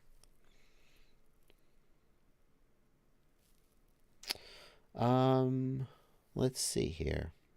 5 minutes left in the stream, everybody. My calendar is not shared anymore, Kevin. My editorial calendar that I was using to plan videos, I stopped using it. It was fun. It was good for about a year, and then it stopped really being useful to me and was more stressful than useful, and I stopped using it. Where's the JB voice pack? There it is.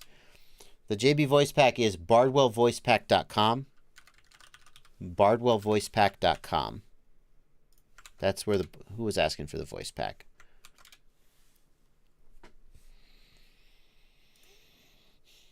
I gotta actually have some requests I need to do. Actually, I kind of haven't been thinking about this. Yeah, there's issues, outstanding issues.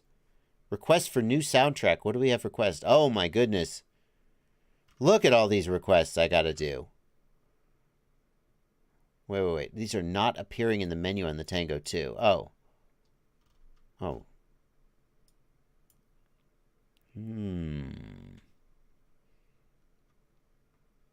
I see. Well, that's okay.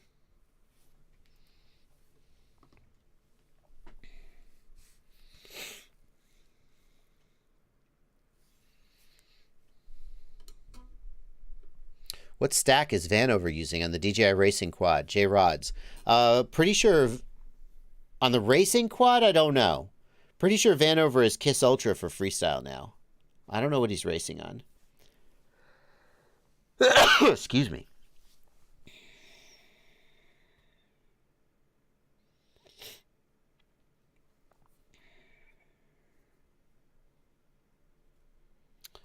Oh, man. Flavus Ava, I just talked about flow state. If you have any requests for the sound pack, the way to open them is to say new issue here on GitHub, and you can do a feature request. Get started. That's how to do it.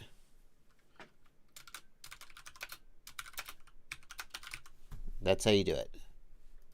Go to the GitHub repo. Go to issues. Right here. Hit new issue. And then start a feature request.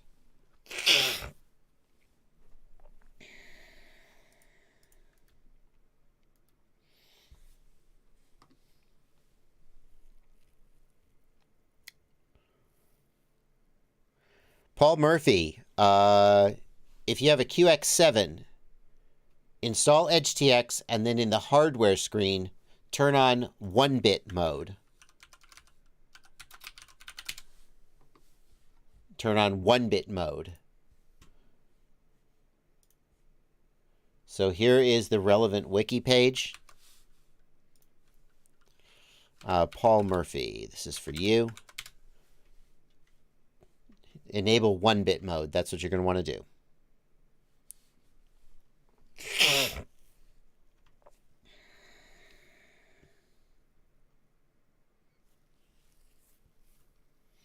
Alrighty, folks. That is going to do it for the stream. Thank you so much for coming out. Again, happy holidays to the folks who are celebrating this time of year.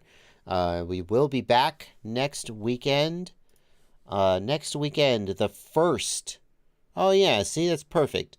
New Year's Eve is Friday. Saturday is New Year's Day, and we'll be back. I might take Sunday off again like I did for Christmas. We'll see. But we'll definitely be back Monday. And, of course, Tuesday for the news. We'll be here tomorrow and Tuesday for the news. Thank you guys so much for coming out. As always, thanks to everybody who donated in the Super Chats. Thanks to the patrons in the Discord server for being patrons. There's a link in the video description if you decide that it's your time to join up as a patron. We'd sure love to have you. Aaron Ciotti is going to be streaming, and he's posting a link to his stream right now. He is editing sports ball footage in Premiere. I don't know why Ciotti has sports ball footage. I guess he'll talk about it on the stream. But, yeah, thank you guys so much for coming out, and I will see you next time and throughout the week. Happy flying, everybody.